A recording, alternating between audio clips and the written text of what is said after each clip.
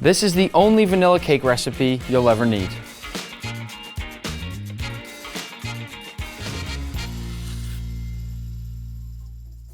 We'll begin by buttering 3 8-inch cake rounds. We're doing 3 because we're making a 3-layer cake, but if you want to make a single-layer cake, you'd only need to do this once. Make sure to also butter up the sides. If you brush upwards as opposed to going back and forth like this, it should in theory help to guide and lift the cake out of the pan as it bakes. Once they're fully buttered, lay a round of parchment in each pan, and if you don't have pre-cut parchment like I did, you can fold the piece of parchment across like this so you have a square, and then continue folding over and over in triangles until you get a nice pointy shape that looks like this. At which point you can flip over one of your cake pans, place this down with the tip of your parchment somewhere at the center line, and then when you fold it open, you'll have created a round that should fit just about perfectly. Now that we've all learned a great trick, let's set these off to the side, and we can move on to sifting our dry ingredients. Here we've got flour, baking powder, and salt. I'm a little impatient when it comes to sifting, so ever since I was a kid, I've been using a whisk to push things through the strainer. And I like that all the different parts of the whisk help to push everything through really fast. Once our dry ingredients are sifted, we'll combine our wet ingredients.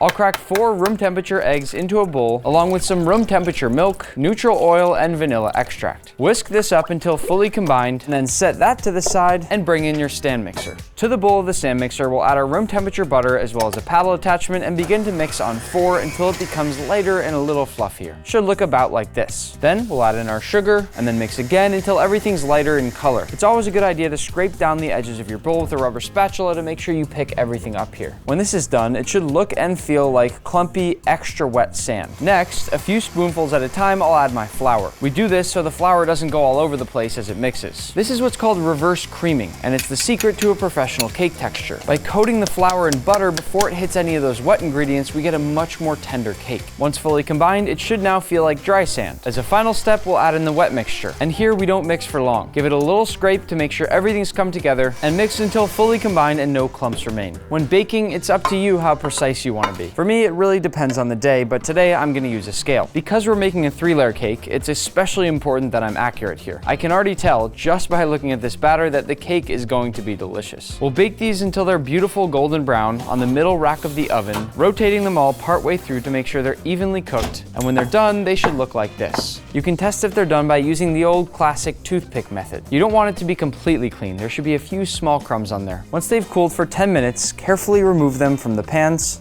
Ooh, that looks good. I love that leopard pattern on there. Then peel off that parchment paper and set them on a wire rack-lined baking sheet. They may still be a bit hot here, so if you want, you can instead flip them directly down onto a clean work surface and peel from there. This works just as well. We'll let these fully cool off to the side while we make our frosting. We start our frosting with lots and lots of butter. Get a high-quality butter for this and make sure it's softened. Using the paddle attachment, we'll mix it on medium until it becomes very light and fluffy. Light and fluffy butter means a light and fluffy frosting. While still mixing, add your salt, vanilla extract, and a squeeze of lemon juice. Then turn off your mixer, add in 1 scoop of sugar, maybe 2 if you're feeling dangerous, and slowly mix again. This is to keep the sugar from exploding all throughout your kitchen. And in between adding each scoop, I'll scrape down the edges of my bowl. Now we just repeat that same process until we've added all our powdered sugar, going back and forth until everything is fully combined, hopefully with a very clean cutting board by the end. Continue mixing while you slowly pour in your heavy whipping cream, letting it go until it lightens in color and becomes beautifully fluffy. This is buttercream frosting, my favorite frosting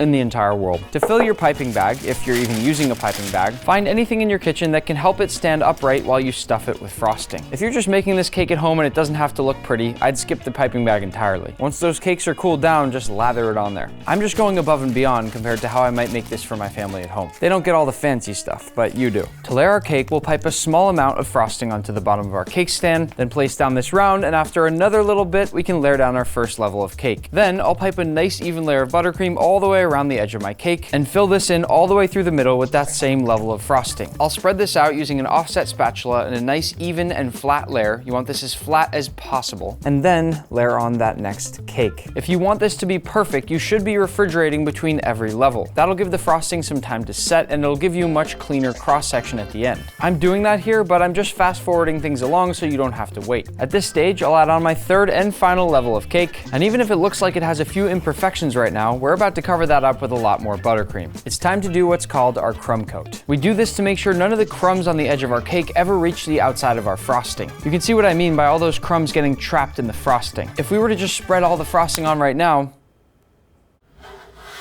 we'd end up getting crumbs on the outside, and that doesn't look good. Once we've let it refrigerate one more time, we can start to have some fun and really begin to make it look good. We'll add on a final layer of frosting before the sprinkles go on. Here, you need to get it as smooth and as perfect as possible. And once fully cooled, it should look like this. To add the sprinkles, I'm gonna get a little creative here. I'll carefully wrap the outside of our cake with this film here, then cut and pull it about an inch up off the cake. This will allow me to press the sprinkles into a nice even ring all the way around the bottom of my cake. But this is another great example of a step that if you're just making this cake for fun at home, you don't need to do it unless you really want to or care a lot about the looks. Once they've all been pressed in, I'll remove this plastic film, then get rid of all the mess, but we will save these sprinkles because we'll need them later. We're left with this. I'm gonna fast forward through the rest of our cake decoration because I know we all just wanna see how it looks once I cut into it. But first, take a look at our beautiful vanilla cake. I saw this on the internet one time. Instead of going straight down with your knife and pushing all the crumbs through the frosting layers, push the knife from the outside to the inside like this, and hopefully we end up with a perfect slice of cake. This is the only fork I found in my drawer, so we're gonna have to make it work. Buttery, creamy frosting, has that crumbly texture but becomes more chewy as you eat it. The reason I said it's the only vanilla cake recipe you'll ever need is because there's not a thing I'd change about it. Somebody watching must have a birthday today, so happy birthday.